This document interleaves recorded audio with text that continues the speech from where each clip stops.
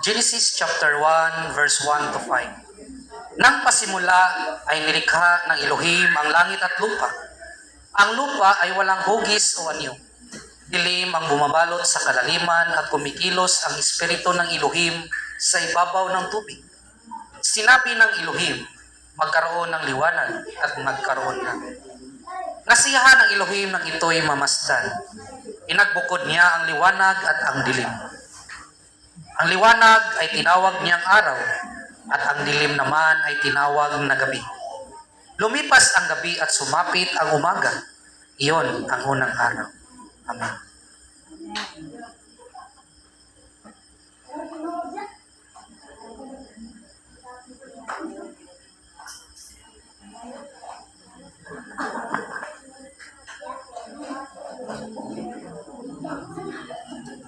Genesis 1:26 to 31.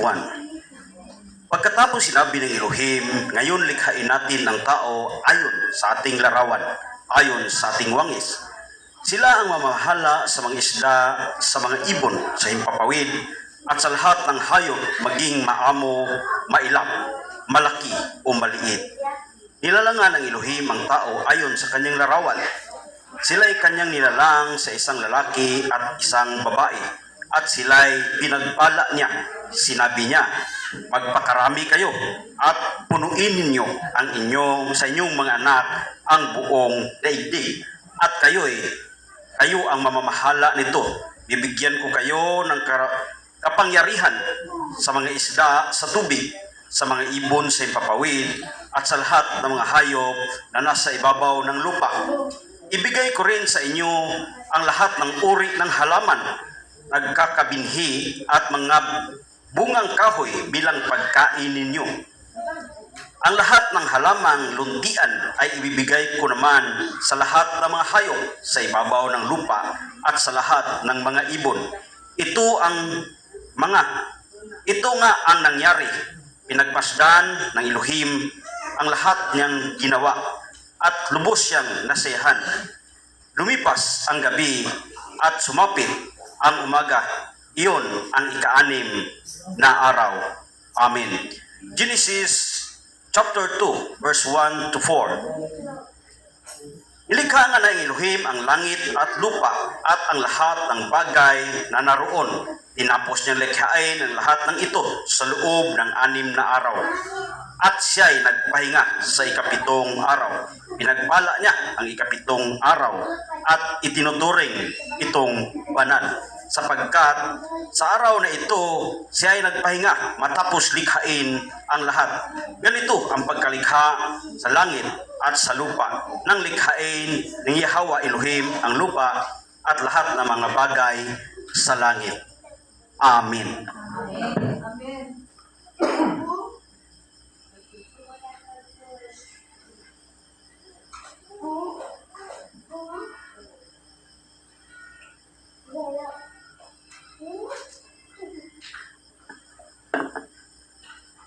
Genesis chapter 2, 5 to 17.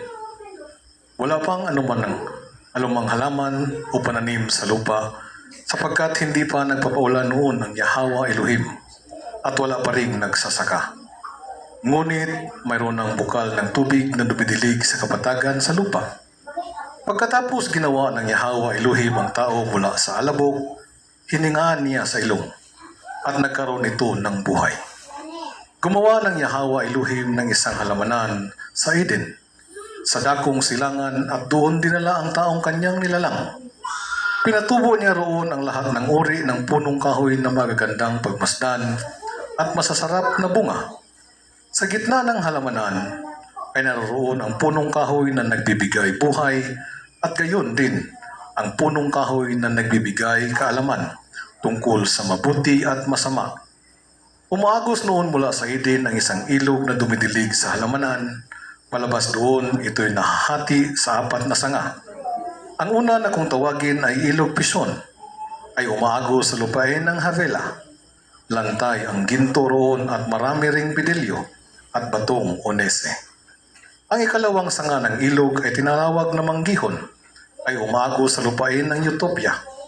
Ilog Tigris naman ang tawag sa ikatlong sanga at umaagos naman ito sa silangan ng Assyria. Ang ikaapat na sanga ay ilog Euphrates. Inilagay ang Yahweh Elohim ang tao sa halamanan ng Eden upang ito'y pagyamanin at pangalagaan. Sinabi niya sa tao, makakain mo ang 5 bungang kahoy sa halamanan, maliban sa bunga ng punong kahoy na nagbibigay ng kaalaman tungkol sa mabuti at masama. Huwag na huwag mong kakainin ang bungang yun, sapagkat sa araw na kakainin mo yun, ikaw ay mamamatay. Amen.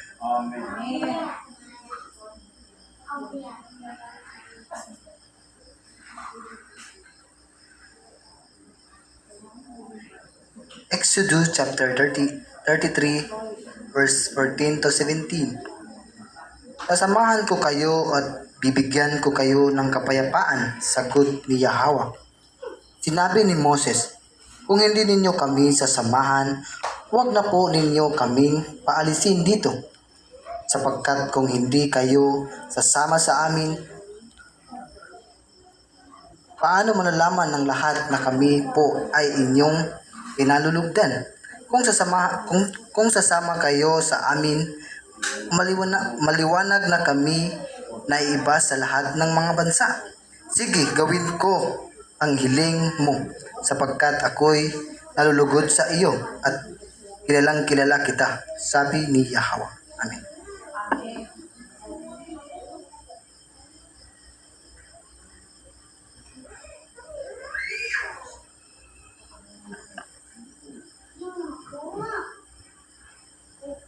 Exodus 34:18 to 34. Ipagdiwang niyo ang pista ng tinapay na walang pampalsa.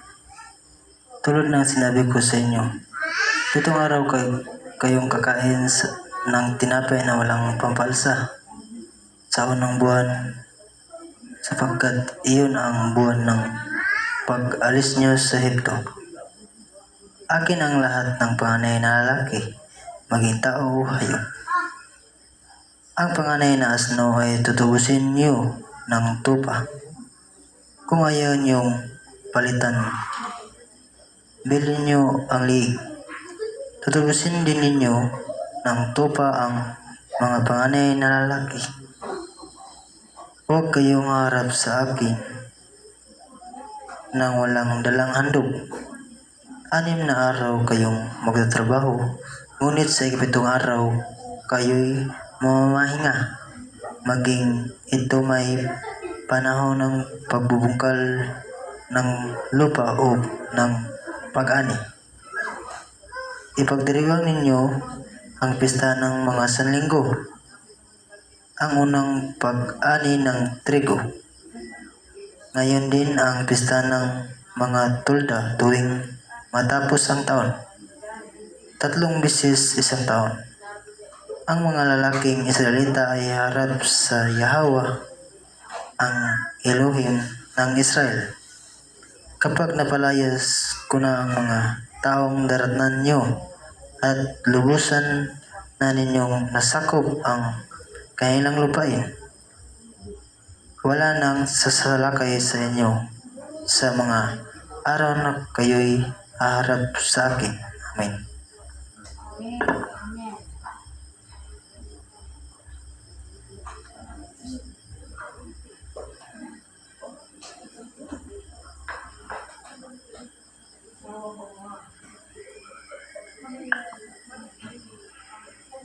Deuteronomy chapter 6 verses 4 to 9. Pakinggan mo, O Israel, si Yahweh na ating Elohim, ang tanging Yahweh.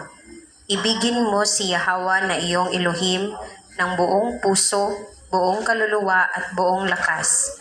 Ang mga utos niya ay itanim ninyo sa inyong puso. Ituro ninyo ito sa inyong mga anak. Pag-aralan ninyo ito sa inyong tahanan, sa inyong paglalakbay, sa inyong pagtulog sa gabi at sa inyong pagbangon sa umaga. Ipulupot ninyo ito sa inyong mga kamay bilang tanda at itali sa inyong noo, isulat sa mga hamba ng pintuan ng inyong bahay at mga trangkahan. Amen.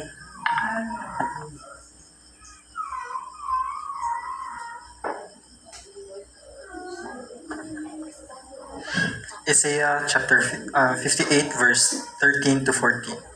Sinabi pa ni Yahweh, inyong igalang ang takdang araw ng pagmahinga. Huwag kayong gagawa para sa pansarili, kapakanan sa araw ng banal.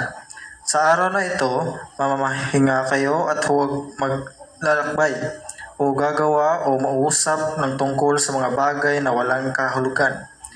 At kung magkagayon, madarama ninyo ang kagalakan ng paglilingkod sa akin. Bibigyan ko kayo ng karangalan sa harap ng buong daigdig at tatamasin ninyo ang kaligayahan habang nahihirap na ninirahan sa lupang ibinigay ko sa ninuno ninyong si Jacob. Mangyayari ito sapagkat ako ang si Yahweh ang nagsabi nito.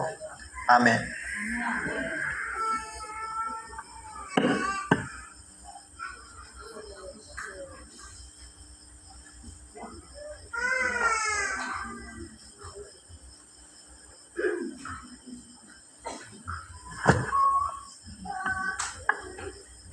Mark 2 verses 27 to 28.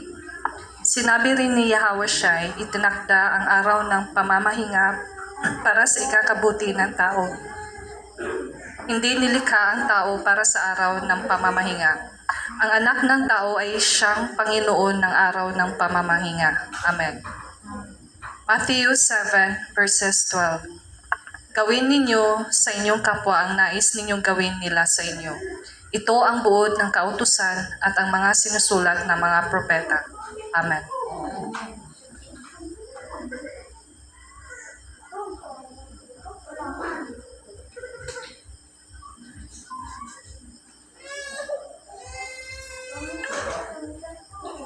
Isaiah chapter 44 verse 18. Ang mga taong gayon ay mga mangmang at hindi inuunawa ang kanilang ginagawa. Tinakpan nila ang kanilang mga mata at sinarhan ang mga isipan sa katotohanan. Jeremiah chapter 4 verse 22. At sinabi ni Yahweh, napakahangal ng aking bayan, hindi nila ako nakikilala. Tulad nila ay mga batang wala pang pag-unawa. Sanay sila sa paggawa ng masama, ngunit bigo sa paggawa ng mabuti. Hosea chapter 4 verse 8. Nalipol ang aking bayan dahil sa kamangmangan, sapagkat itinakwil ninyo ang karunungan. Itinakwil ko rin kayo bilang pari. At dahil kinalimutan ninyo ang kautusan ng inyong Elohim, kalilimutan ko rin ang inyong mga anak. Amen.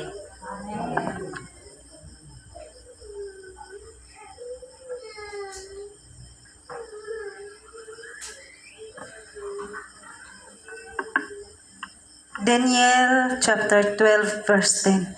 Marami ang dadalisayin at mapatunayang may malinis na kalooban, ngunit magpapakasama pa ang masasama at wala isa man sa kanila ang makakaunawa sa mga bagay na nauunawaan ng marurunong. Hosea 14 verse 9. Unawain ng matalino ang mga bagay na ito at dapat mabatid ng mga marunong. Matuwid ang mga kaparaanan ni Yahweh at ang mabubuti dooy lumalakad, ngunit nadarapa ang mga masuwayin. Amen.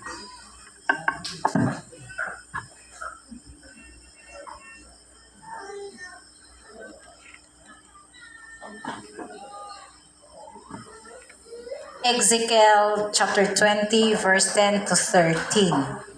Inaalis ko nga sila roon at dinala sa ilang.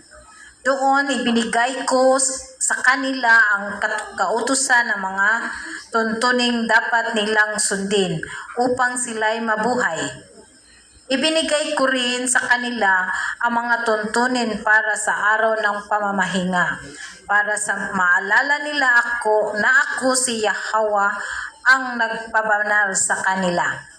Ngunit maging sa ilang ay naghihimagsik sila sa akin.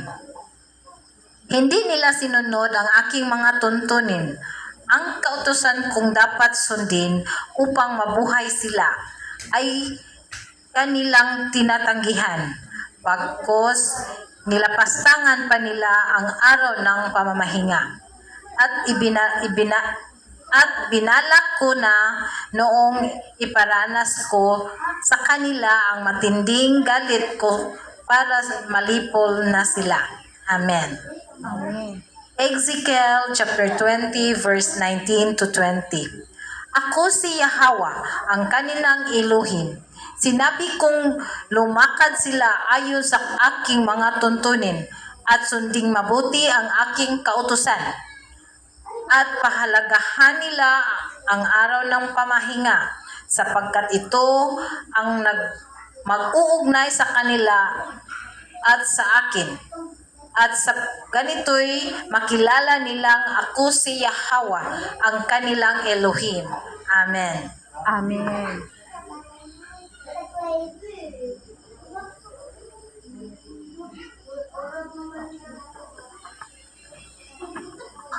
Pahayag 22 verse 14.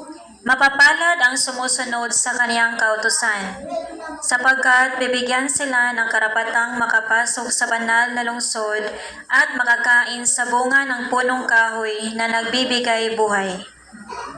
Mangangaral 12 verse 13. Sa kabila ng lahat ng ito, isa lamang ang aking masasabi. Matakot ka sa Elohim at sundin mo ang kaniyang mga utos, sapagkat ito ang buong katungkulan ng tao. Kawikaan 19 verse 16. Ang tumutupad sa kautusan ay nag-iingat ng kaniyang buhay, at ang nagwawalang bahala sa utos ay tiyak na mamamatay. Amen. Amen.